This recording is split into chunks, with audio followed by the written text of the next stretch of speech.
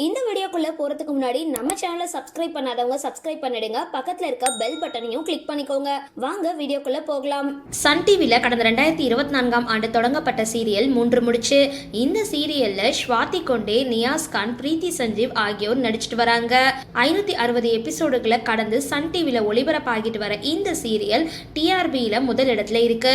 அதுவும் ஓரிரு வாரங்களா கிடையாது, தொடர்ந்து பல மாதங்களா முதலிடத்தை பிடிச்சிருக்கு அப்படின்றது குறிப்பிடத்தக்கது. 3 முடிச்ச சீரியல்ல தற்பொழுது நந்தினி சிறையில இருக்கிற நிலையில அவங்கள நிரபராதி அப்படின்னு நிரூபிச்சு வெளியே கொண்டு வரணும் அப்படின்னு சூர்யா போராடிக்கிட்டு இருக்காரு.